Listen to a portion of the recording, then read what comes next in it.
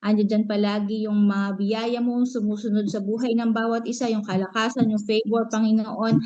Salamat Lord God at sa pag-iingat mo sa buhay ng bawat isa at sa aming mga pamilya. Dalangin namin Panginoon sa mga susunod na panahon, yung mga dinadalangin ng mga kapatiran po namin, ipagkaloob mo ito ng mabilisan ayon sa iyong kalooban para marinig din po namin yung mga testimonies na manggagaling sa kanila. Siniselyuhan po namin ng iyong banal na dugo, ng iyong banal na Espiritu Santo, yung mga testimony na ito at maging kalakasan po namin. Salamat Ama, sa iyo pong papurit pagsamba, sa matamis na pangalan ni Jesus. Amen. Hallelujah. Sa oras po ito, excited na po tayo sa salita ng ating Diyos, kaya yung gawain po ay ibibigay ko na kay Pastor Alex po. Amen, amen. Praise God. Isang mabiyayang madaling araw po sa lahat ng mga kamanggagawa sa ubasan po ng Prayer of Faith Church, Worldwide Ministries Incorporated. Tayo po gaganap sa ating pang-anim na taon at 83 madaling araw na pagbabantay sa pananalangin. Gamit po natin ang platform ng Zoom. Salamat sa mga kamanggagawa na maagang nagising ngayon. 19 na po tayo ngayon na naka-join sa platform ng Zoom. Talagang hinahanda na po natin ang ating sarili sa buong maghapong gawain. Kaya nga, dalagin ko lahat ng mga preacher natin tuwing araw ng linggo ay maka-join sila para yung kanilang paghahayag ng salita ng Diyos ay patuloy nilang maranasan yung pagsama ng Santong Espiritu. Amen po. Sa araw din po ito, nagpapasalamat din po tayo sa ating mga tigapanguna dahil patuloy tayong pinapaintulutan gamitin ang social media. Naka-Facebook live streaming na po tayo ngayon. Amen. Salamat sa mga kamanggagawa. Okay. Naka-join na. Kemi Susan from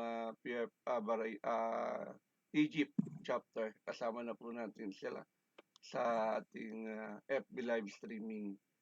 Sa buhay ng ating spiritual director, Bishop Rosem Nasuelo, kasama kay Pastor Glory.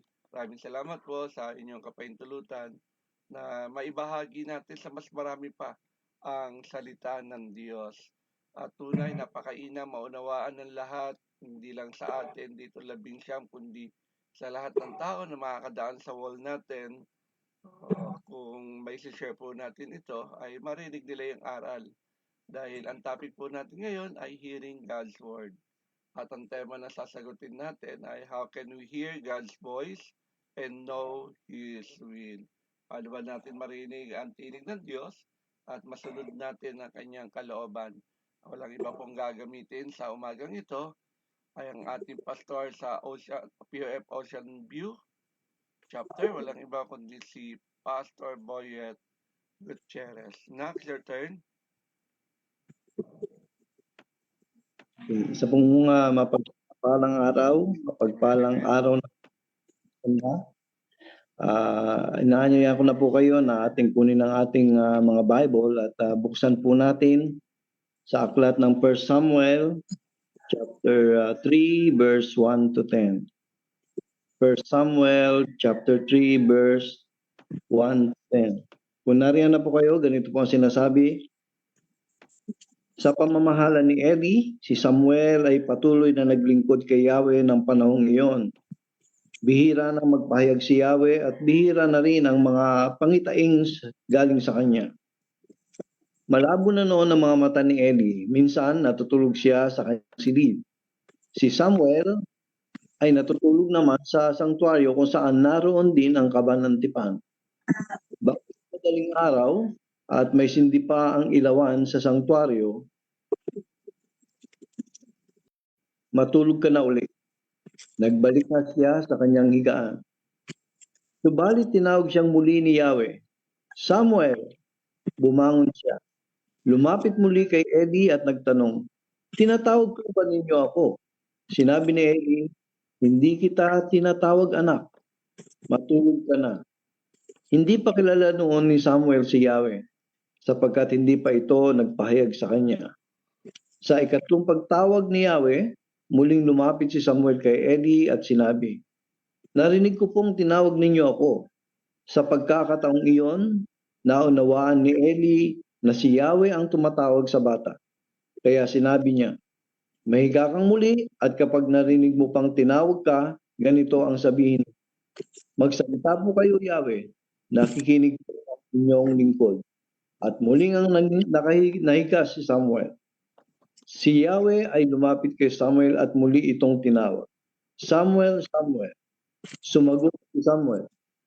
Magsalita po kayo, nakikinig ang inyong lingkod. Tayo po ay manalangin, mga kapatid. We thank you, Lord. Salamat po sa iyong mga word.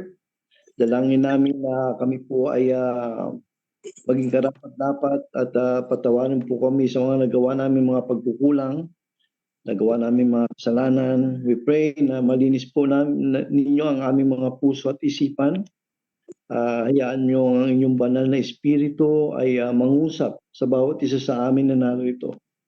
Maunawaan po namin, Lord, yung lahat ng mga bagay na gusto mong ituro sa amin sa umaga na ito. Ayan mo po ako sa aking paghahayag ng iyong mga salita. Sa ganang sarili po, wala po akong kakayahan kundi kung wala ang pagsama mo sa akin. Kaya naman, Lord, we pray na ikaw ang maranasan ng bawat isa sa amin. Ikaw ang aming maitaas, hindi po ang aming sarili. Sa iyo po ang pinakamataas na papuri, pasasalamat at pagsamba. In Jesus' name we pray. Amen and amen. So, isa pong mapagpalang umaga po, mga kapatid, sa bawat isa sa ating lahat. Purihin po yung Panginoon dahil ganyan na naman po ako ng pribilehiyo pagkatapos po ng halos 5 buwan ng aking pagkakasakit ay muling pinalakas po ng ating Panginoon. Amen. Isan pang magamit po ang ating buhay sa paghahayag ng mga kanyang mga salita. Kaya po Panginoon sa bagay ninyo.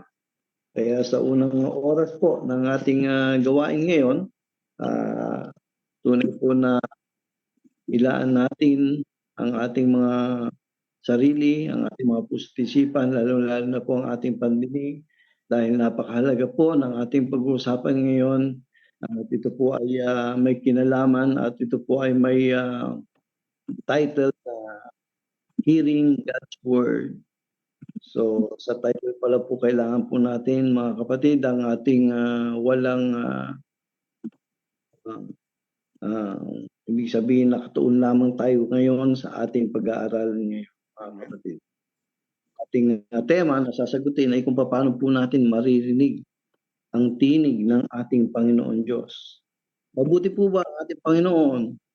Amen. Mabuti po ang ating Panginoon Diyos, mga kapatid. Sa testimony pa lang po natin sa mga kabutihan ng ating Panginoon Diyos sa ating buhay, talagang nararanasan natin yung kabutihan ng ating Panginoon Diyos.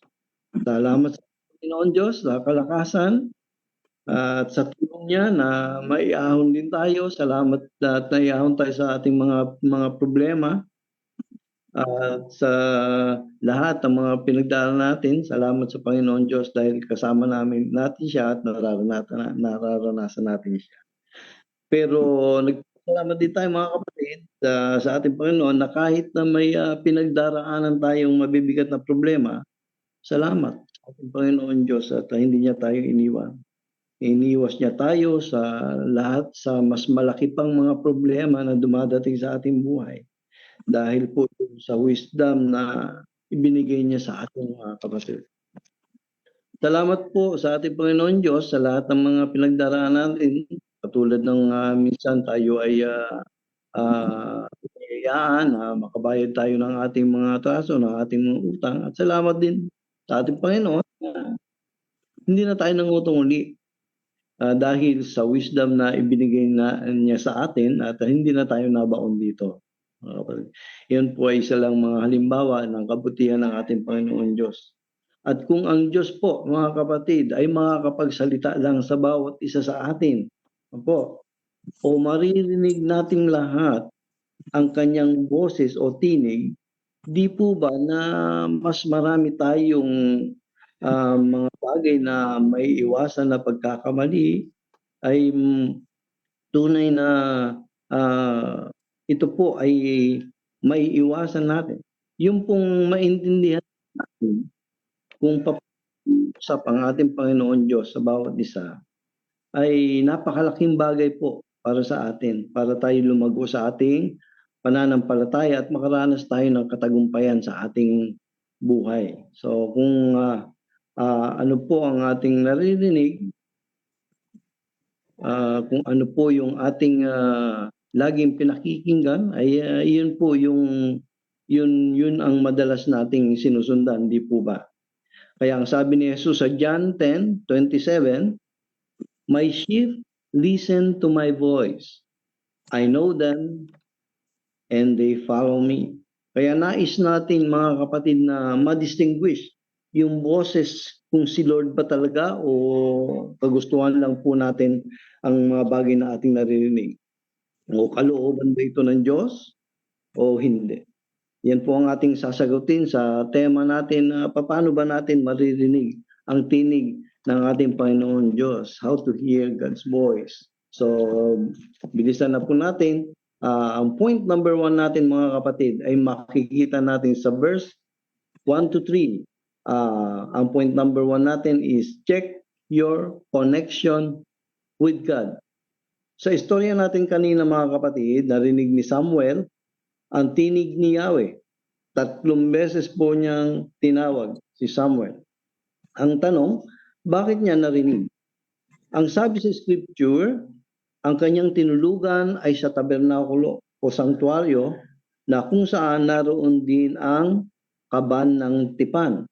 At bilang Kristiyano mga kapatid, alam natin na ang kaban ng tipan o Ark of God, sumisimbolo ito sa presensya ni Lord. Yung ating intimate na relasyon sa ating Panginoon Diyos. Yung ating proximity o yung ating connection ay magbibigay sa atin accuracy para natin marinig ang tinig ng Panginoon. Ako po, bilang isang magandang example diyan is yung parang itong sound system mga kapatid, na kung tama yung connection mo, meron itong connection sa power, naka-plug ito sa power outlet, sigurado na meron tayong maririnig na tunog. So kung hindi tama yung ating connection ay kay Lord, hindi mo masesense ang distraction mo sa magiging buhay mo mga kapatid. Kaya napaka-importante po, napakahalaga ng ating point number 1 na lagi nating i-check yung ating connection sa ating Panginoon Diyos. Baka tayo ay nalilihis na o nawawala na sa loob ng presensya ng ating Panginoon Diyos. Kaya kung gusto natin maglingkod sa ating Panginoon Diyos, alam mo yung mga bagay na hindi makakatulong para sa ating mga ministry. Bakit? Ito po ay mga distraction lang yan. Kaya marami sa atin ang hindi nakakaranas ng ganito, hindi sila purposeful sa ginagawa nila sa Panginoon. God has a purpose in our life. Pag tayo nabubuhay in God's purpose, ito po ay nagbe-benefit sa next generation hanggang sa kaapu-apuhan natin. At ang purpose po, dito natin matatagpuan, dito tayo tuturuan. Ito yung magpapaunawa sa atin kung ano ang kalooban ng Diyos. Kaya lagi tayong ini-encourage mga kapatid na magbasa ng Bible. Ito ang sandigan natin mga kapatid. Ang sabi po sa 2 Timothy chapter 3, 16 to 17, all scripture is God's breathed and is useful for teaching, for rebuking, for correcting, and training in righteousness, so that the servant of God may be thoroughly equipped for every good word. So paano po natin maririnig ang tinig ng ating Panginoon Diyos? How to hear God's voice? Unang-una mga kapatid dyan lagi nating i-check yung ating connection sa ating Panginoon Diyos. Number 1, check connection with God. So point number 2 na po tayo mga kapatid. Ang point number 2 natin is change your settings or change your mindset. Makikita po natin ito sa verse 4 hanggang 5. Tinawag siya ng Panginoon 3 beses mga kapatid. Hindi niya kilala. So malabo. May naririnig siya pero hindi niya sure. Hindi niya sigurado sa kanyang sarili. Sa akin ba yun? O mga kapatid, minsan nakakaranas tayo ng ganyan na minsan na hindi natin alam kung ano yung kung sino yung ating naririnig. So mga kapatid, sinasabi sa atin na sa panahon na tayo po ay magkakaroon ng kalituhan, lagi tayong babalik. Kung saan man tayo nagkakaroon ng kalituhan, lagi tayong babalik sa salita ng ating Panginoon Diyos. Ang Biblia, ang scripture na ito mga kapatid, ang solusyon para sa ating physical, emotional, and spiritual needs. Ang sabi sa Hebreo 4:12, ang sabi doon, for the word of God is alive and active. It is sharper than the sharpest two-edged sword, cutting between soul and spirit, between joints and marrows. It exposes our innermost thoughts and desires. Minsan ito po yung kulang sa atin mga kapatid, yung pagbabasa ng salita ng ating Panginoon Diyos. Kaya marami sa atin nalilito, nako-confuse, nalalabuan, parang si Samuel mga kapatid. Alam ko lang nagsasalita ng ating Panginoon Diyos pero hindi niya maintindihan kung si Lord ba yun o hindi. Kalooban ba ito ng Diyos o kagustuhan niya lang. So minsan mga kapatid, ang salita kasi na God's will o kalooban ng Diyos, minsan nami-misuse po natin mga kapatid. Lahat na lang kalooban ni Lord, no, mga kapatid. Pagka nakaranas tayo ng mga kahirapan, kung nararanasan natin ng mga bagay na hindi natin gusto, ay naiisip na lang natin, nasasabi natin lagi na God's will o kalooban ito ng Diyos. Pagka ikaw ay nakulong, kalooban ni Lord na kalooban ni Lord kaagad. Pagka mabaon ka sa utang o naghirap ka, kalooban ni Lord kaagad. At pagka naghirap ka, kalooban ni Lord. It was misused kapag may mga struggle o sufferings tayo, God's will agad mga kapatid. Posible po na ginagamit ng ating Panginoon Diyos yung ating mga sufferings, yung ating mga paghihirap. Pero tandaan natin mga kapatid na posible rin na hindi kalooban ng Diyos ang mga paghihirap natin, kundi consequences lang mga kapatid ng mga maling desisyon natin. Minsan may mga pagpili mga kapatid, may choices na nagkakamali at naging resulta ito at naapektuhan po ang ating kinabukasan. Hindi naman natin pwedeng isising lahat yan kay Lord. Pero ang tanong, kalooban ba talaga ng ating Panginoon Diyos na tayo ay maghirap mga kapatid? Kalooban ba ng Diyos na talagang tayo ay laging maging malungkot mga kapatid? Hindi po. In fact mga kapatid, ang sabi sa Romans 12 verse 2, what God's will is good, pleasing, and perfect. Mabuti, kalugod-lugod, at ganap. Yan po ang kalooban niya para sa atin. Pero marami pa rin sa atin na naghihirap, nalilito. So basahin natin ang buo ang Romans 12 verse 2. Huwag kayong makiayon sa takbo ng mundong ito. Sa halip, hayaan ninyong baguhin ng Diyos ang inyong pag-iisip upang maunawaan ninyo ang kanyang kalooban. Sa gayon, magagawa ninyo kung ano ang mabuti, kalugod-lugod at ganap na kalooban ng Diyos.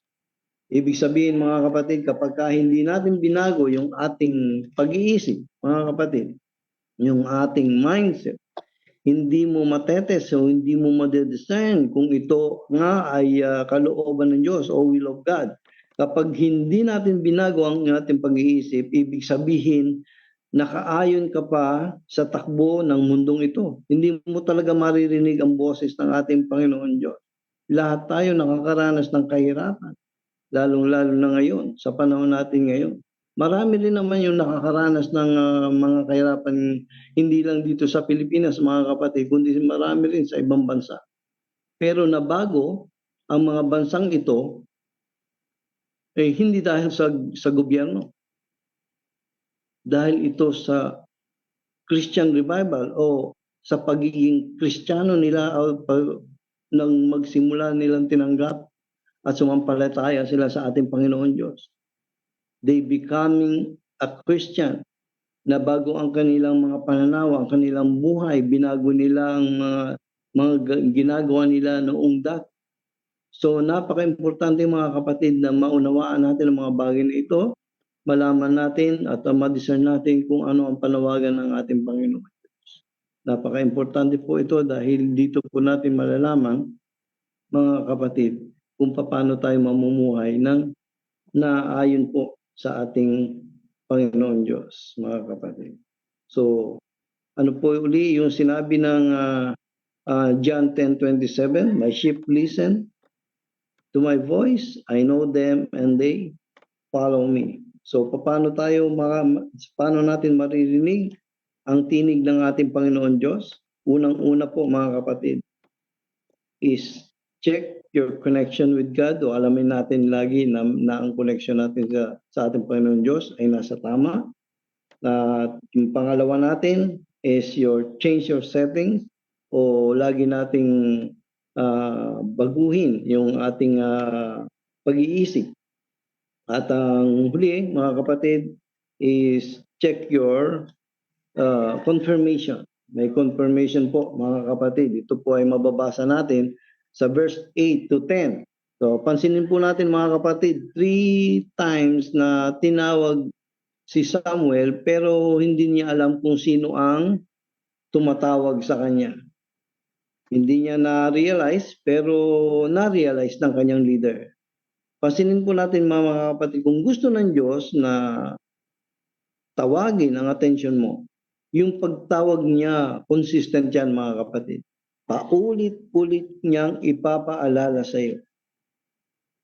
Halimbawa mga kapatid, paulit-ulit niya natin pinapaalala na sa ngayon, sa ating ubasang prayer of faith, pinapaalala ng ating Panginoon Diyos na nalalapit na yung ating event para sa ating simbahan, POF Church, yung ating anniversary. Pinapaalala niya na malapit na ang installation ng mga bagong lingkod ng Diyos para sa mga chapter workers, PME at pastor. Kung tunay po yung panawagan sa atin ng ating Panginoon Diyos, mga kapatid, kung ikaw ay nakarinig ng tinig ng ating Panginoon Diyos, mga kapatid, i-confirm niya ito sa mga taong nakapaligid sa iyo. Ito ay base kung ano yung naibuhay mo o namuhay ka, na nakakoneksyon ka o na may relasyon ka sa ating Panginoon Diyos, o kung paano ka binago ng iyong pananampalataya. At kung ito ay tunay na kalooban sa inyo ni God, ni Lord, meron pong confirmation yan kang maririnig.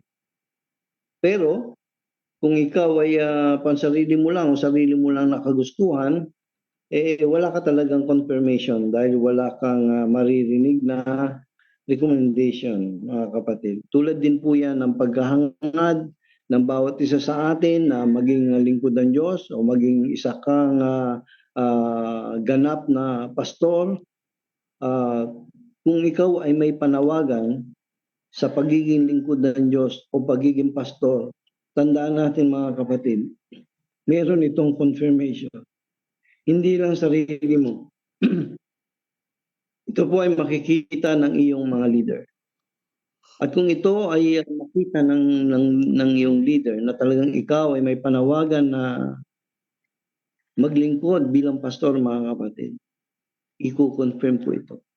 Makakatanggap ka ng recommendation sa iyong mga pastor na ikaw ay karapat-dapat na i-install bilang lingkod ng ating Panginoon Diyos. So, ibig sabihin mga kapatid, hindi basta-basta yung mga bagay na gusto natin kung wala ang pagsama ng ating Panginoon Diyos. Ito po ay dadaan sa mas marami pang mga pagsubok para ikaw ay tunay na maging ganap na lingkod ng Diyos. Kailangan mo na makita ka o magkaroon ka ng rekomendasyon sa iyong mga nakatataas na mga leader upang ikaw ay ganap na nabigyan ng pribilehiyo, mabigyan ka ng pagkakataon na tumayo sa pulpito upang lalo pang tumaas o lumago ang ating mga pananampalataya. Kaya napaka-importante po ng ating pinag-aaralan ngayon para po natin maunawaan o marinig ang tinig ng ating Panginoon Diyos. Lagi po nating i-check yung ating koneksyon sa ating Panginoon Diyos. Lagi po tayong nasa presensya ng ating Panginoon Diyos. Babad po tayo sa ating Panginoon Diyos. Pa natin ay dapat nating maunawaan na lagi nating babantayan yung ating kaisipan. Dapat yung ating kaisipan, yung ating pananaw, yung ating paniniwala ay lagi nakatuon lamang po doon sa layunin at kalooban ng ating Panginoon Diyos. At yung panghuli natin, yung pinag-aralan natin na lagi nating i-check yung confirmation na nanggagaling kay Lord. Napaka-importante po yan mga kapatid para lalo tayong magkaroon ng kapayapaan bagay na ating pinagdadaanan mga kapatid. Meron mga kapatid, maririnig po at maririnig natin kung tayo po ay nasa loob ng presensya ng ating Panginoon Diyos. At bilang conclusion po, maririnig po natin ang tinig ng ating Panginoon Diyos. Tunay po na maunawa natin ang lahat ng ating narinig. Kung tayo po ay babad sa salita ng Diyos, hindi po tayo nalalayo sa loob ng presensya niya, at tunay na ito po tayo po ay makakarinig niya na katulad ni Samuel na siya po ay natutulog mismo sa tabi ng sanktuaryo o sa kaban ng tipan ng Diyos, mga kapatid. So ibig sabihin, doon po siya naninirahan sa loob ng presensya ng ating Panginoon Diyos. Kaya nakarinig po siya ng tinig ng ating Panginoon Diyos. Ganun din po tayo, bawat sa atin, lagi po tayong bababad sa presensya ni Lord sa lahat ng mga gawain niya na may kinalaman sa ating paglilingkod para po maunawaan natin at lagi tayong makakarinig ng wisdom na galing sa ating Panginoon Diyos. Totoo po yun, makakaranas tayo ng lahat ng kagalingan, ng lahat ng ating nararanasan na pagpapala dahil po yan sa pakikinig at pakikinig ng salita ng ating Panginoon Diyos. Kaya tayo po ay papasalamat lagi sa lahat ng mga naranasan natin, maganda man o pangit na sitwasyon dahil ng Diyos ang nakakaalam ng lahat. At maririnig natin lagi ang tinig na nagmumula sa ating Panginoon Diyos. Tayo na pong manalangin mga kapatid. Maraming salamat po aming Panginoon Diyos sa isang napakinging pahayag mo. Maraming salamat sa tinig na aming narinig na galing sa iyo, Lord. Hayaan mo na ito po ay lagi naming maunawaan at lagi kaming mamuhay na naaayon sa iyong katwiran at kalooban. Upang sa ganun, Lord, sa lahat ng aming mga gagawin, sa lahat ng aming mga desisyon, kalooban mo po ang masusunod, hindi ang aming kalooban. Kaya naman sa iyo namin binabalik ang pinakamataas na papuri, pasasalamat sa pangalan ni Jesus. Amen and amen. Amen. Amen. Glory to Praise God. Lapakan natin ang Diyos sa buhay ng ginamit niya para tayo ay matuto sa kanyang mensahe sa umagang ito. Tunay ang Diyos natin hanggang sa panahon ngayon, kapatid, nagsasalita. Okay? Nais niya tayong itama, nais niya tayong turuan. Okay? Marami sa atin ngayon ay nagtatanong pa rin kung paano natin marinig talaga ang tinig ng Diyos at kung paano natin malalaman ang kanyang kalooban para sa ating buhay. Andiyan po ang Biblia. Talagang nagsasalita pa rin ng Diyos sa atin. Amen? Hindi siya tahimik. Okay? Ang tanong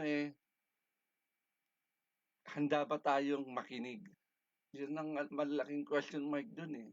Okay? Hindi tanong kung nagsasalita ba talaga ang Diyos. Oo, nagsasalita ang Diyos. Kaya ang tanong handa ka ba talagang makinig? Okay? Pag tinawag ka ay hindi ka naman tutugon. Kasi sinabi ng Biblia, maraming tinawag pero konti lang ang tumugon. Pero salamat dahil sa oras na ito, naturuan tayo kung paano natin marinig ang tinig ng Diyos at malalaman o malaman ang kanyang kalooban. Una, check your connection with God. Okay? Katulad ni Samuel, tinawag siya ng ating Diyos, ni Yahweh. Okay? At tunay, ang bawat isa din sa atin ay alam ko, tinawag din ng Diyos. So, wala tayo sa platform ng Zoom. Wala tayo sa panonood ng Facebook Live ngayon natin kung hindi natin talaga natitiyak na tayo tinawag ng Diyos. Tama po ba?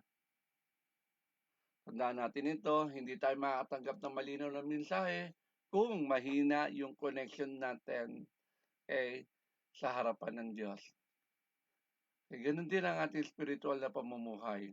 Kung gusto talaga natin marinig ang tinig ng Diyos, kailangan natin magkaroon ng intimate na relasyon sa Kanya, malapit na relasyon sa Kanya. Ang Diyos madalas nagsasalita sa atin yan sa pamamagitan, of course, ng Kanyang salita. Okay, pakikinig natin ngayon ng Word of God. Ginagamit siya na preacher para tayo ay makapakinig ng Kanyang salita. Makapakinig din tayo ng Kanyang salita through our prayers kapag kausap natin siya. Kasi panalangin, hindi lang naman tayo nagsasalita, maging Diyos nagsasalita din sa ating mga panalangin. Okay. Up to this time, nagsasalita ang Diyos sa atin sa pamamagitan ng pakikinig natin ng Kanyang salita. Okay. Ang naghahayag talaga sa atin, ginamit ng Santong Espiritu si Pastor Boyet para mai-lead tayo na pahalagahan natin yung pagkatawag ng Diyos sa bawat isa sa atin. Of course, siyempre, mga sabi ng ating tagapagayag ng salita ng Diyos, yung mga maka-Diyos na payo, mga tagapanguna natin, kasi ka ba makikinig na payo? Siyempre, mga naglilingkod, nauna naglilingkod sa atin sa harapan ng Diyos. Okay, maka-Diyos na payo po, malalaman naman po natin kung maka-Diyos ito. We need to test the Spirit. Kung malayo tayo sa Diyos, mahirapan tayo makilala ang Kanyang tinig. Totoo po yun. Kailangan talaga lumapit tayo sa Kanya. We need to seek Him. Okay. Kailangan nakapokus tayo sa Kanya. Tama ang sinabi ng ating preacher, kaya ang Kanyang tupa nakikilala ang Kanyang tinig. Tama po. Kaya lapit tayo sa Kanya at lalapit din siya sa atin. James chapter 2 verse 8. Draw near to God and He will draw near to you. Okay. Marami pa mga Bible character na talagang alam natin na kinausap hindi lang si Prophet Samuel maging si Moises. Naalala ba natin yung burning bush, no? Okay. Siya ay lumapit doon. Kung di siya lumapit, hindi niya marinig ang mensahe ng Diyos. Tama, pinahubad pa nga yung kanyang sandalyas Okay? Para makalapit doon. Okay. Kaya mga kapatid ko sa Panginoon, ang paglapit natin sa Diyos ang siyang magiging dahilan para mas madali natin marinig ang kanyang tinig. Walang pinagkaiba yan sa cellphone na walang signal. Tama po ba? Okay, kahit maraming tumatao, maraming tawag sa iyo, ay hindi mo matatanggap dahil wala kang connection. Walang signal. Ganun din tayo. Kung wala tayong prayer life, wala tayong Bible reading, wala tayong ginagawang ganito, pakikinig ng Word of God sa mga preacher na na-assign, tiyak ako magiging mahina ang ating spiritual signal. Meron din tinatawag na spiritual signal. Kaya ano dapat natin gawin? Dapat lagi tayo maglaan ng oras sa pananalangin, yung ating personal devotion, kaya nga meron tayong 24/7 prayer watch. Tama po ba? Okay, iba, hindi na nakapag-submit, no? Kung anong oras sila nananalangin. Okay. Maaari siguro in-apply pa rin nila yung mga nakaraan pero walang binibigay na oras pa sa akin hanggang ngayon. Okay? Kasi ang ginagawa natin sa madaling araw na ito, naglalagay tayo ng regular na oras sa pananalangin dahil pagkatapos natin makapakinig ng Word of God bago tayo lumuhod ay hinahanda na po natin ang ating puso. Tama po ba? Lagi dapat tayo magbasa. Kaya binigay si Pastor Jen ng ating meeting ng January, yung babasahin natin ilang chapter kada araw. Tama po ba? Maglaan tayo ng oras. Magkaroon tayo ng personal devotion. Mga kapatid ko sa hindi sayang po yun. Okay? Kung matagal ka nang hindi nakakaramdam ng presensya ng Diyos, ikaw na nakikinig ngayon sa Facebook live streaming, lumapit lamang tayo sa Diyos. Hindi niya tayo itataboy. Lalo na kung makita niya yung puso talaga natin naghahanap sa Kanya. Okay? Ganyan, dapat maging kalakas ang ating koneksyon sa Diyos. So tayong papayag mawalan tayo ng signal. Pangalawa, dinin sa atin ang ating tagapagayag ng salita ng Diyos para nga ba natin marinig ang tinig niya at malaman ang kanyang kalooban. Check your mindset. Check your setting. Ano ba yung focus mo? Okay? Ulit-ulit tinawag si Samuel. Tama po ba? Pero hindi niya pa nakikilala ang tinig. Bago pa lang tama po ba? Kala niya si High Priest Eli tumatawag sa kanya. Minsan ganun din tayo Tama po ba? Kala natin ay hindi ang Diyos ang tumatawag sa atin, pero Diyos pala. Minsan, magtatanong talaga, tinawag ako ng Diyos. Ba't nangyayari to sa buhay ko? Kasi may mga ganun panalita tayo narinig.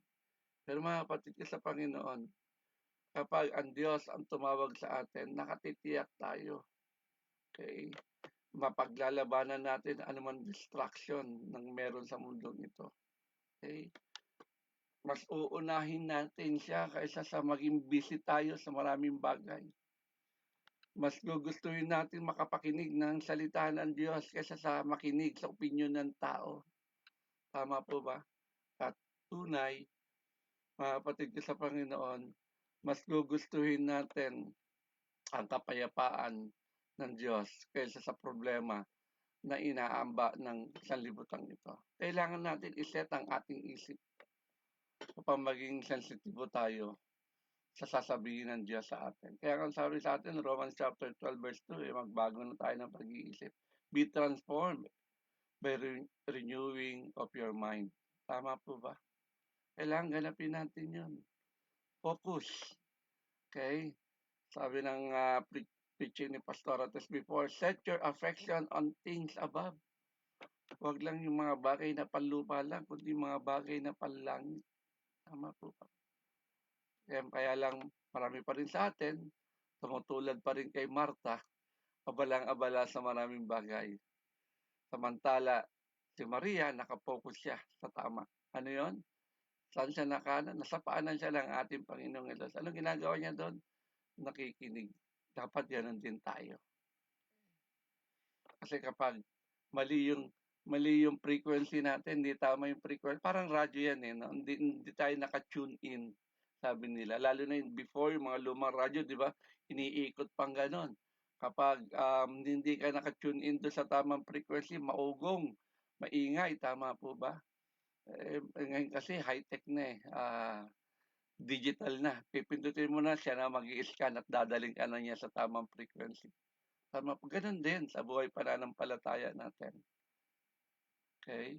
Kapag tama ang setting, malinaw ang mensahe. Tama po ba? Okay? Walang distraction. Okay? Ganyan tayo kapag tayo ay lagi nating pinupuno ang ating isip ng salita ng Diyos. Kahit magulo ang paligid. Okay? Naiintindihan pa rin natin ang mensahe ng Diyos. Malinaw sa atin. Kaya tandaan natin ito, anumang mga distraction na pumipigil sa atin ngayon, still, hayaan natin, marinig natin ang malinaw ang tinig ng Diyos. At sa panguli, how can we hear God's voice and know His will? Check your confirmation. Okay? Check your confirmation. Kaya kan sabi nga ni Eli, pag tinawag ka uli, sabihin mo, speak Lord, for your servant is listening. Amen. Ganun din tayo, kapatid. Kailangan merong Eli na magsasabi sa atin na ang Diyos ang tumawag sa iyo. Okay. Ang tunay na tinig ng Diyos ay laging naayon sa kanyang salita. Tama po ba? Okay. Kapag ang Diyos nagsalita sa atin, nararanasan natin ang kanyang kapayapaan. At siyempre, ito ay kumpirmado ng Holy Spirit. Bakit? Hindi pwedeng sumalungat yung tawag ng Diyos sa atin sa pwede nating mabasa sa kanyang salita. Tama po ba? Hindi tayo dapat basa-basa gumagawa ng desisyon batay lamang sa emosyon natin. Dapat batay ito sa salita ng Diyos. And test the spirit whether they are of God. Lagi sinasabi sa atin yan. Kita naman natin si Gideon, tama po ba? Lagi naghahanap siya ng confirmation sa harapan ni Lord. Hindi dahil sa wala siyang faith, kundi talagang gusto niyang yung confirmation na kanyang gagawin bago siya humarap sa malaking laban. Gusto niya marinig talaga sa Diyos yung tiyak na direksyon. Kailangan meron ganun eh. Hindi sugod ng sugod, bara-bara. Okay? Ang dami mo ngang hinahayuan. Ang tanong, ilan ang bunga mo sa iyong pinuntahan? Okay? Para kang nagsaboy lang ng binhi sa bukid, bahala na kung tutubo yan o hindi. Hindi tayo ganun tinuturuan sa ubasan ng Prayer Faith Church. Kaya nga may tinatawag tayo spiritual abortion. Na pagkatapos patanggapin kay Lord, iiwan mo na. No. Malaki ang responsibilidad mo. Okay? Papaya mo ba na ikaw nagtanim? Diba aani? Bagamat biblical yon, maraming nauna nagtanim pero tayo umaani, pero still, kaya yung responsibility natin na tayo ang ginamit ng Diyos para sa buhay nila. Eh maging eli tayo sa kanila. Palalahanan natin sila. Okay? Eh mga kapatid sa Panginoon, mahalaga ang desisyon na gagawin natin. Dapat malinaw ang confirmation mula sa ating Panginoon. Magagawa ba natin yan? Sino ba rito gumagamit ng mga Google Map, ng Waze, kapag bumibiyahe? Di ba? Gusto natin hindi tayo maligaw eh. Kaya gumagamit tayo, itatype natin kung saan tayo pupunta, at saan tayo naman gagaling, at i-guide tayo nitong GPS na to, itong direction na ito. Dahil ayaw natin maligaw. Ganun din sa lahat ng decision na gagawin natin sa buhay na to. Okay, dapat lagi nakalaan ang ating kaisipan, ang ating desisyon sa kalooban ng Diyos. Kaya bago tayo magkaroon ng mga mabibigat na desisyon, kumonsulta muna tayo sa Word of God. Amen? Humingi tayo ng payo sa mga makadiyos ng mga naglilingkod. Okay? At hayaan natin managumpay ang buhay na ito. Amen? May mga desisyon ba tayong gagawin ngayon na kailangan natin ipanalangin at makuha yung confirmation mula sa Diyos? It's about time. Okay? Kailangan marinig natin ang tinig ng Diyos at alam natin ang kanyang kalooban. Maraming salamat, Pastor Boyet, sa pagkagamit ng Diyos sa iyo. At ibinabalik ko na po ang ating gawain sa ating MC kay Pastora Rubian Dayap Santonia. Praise God.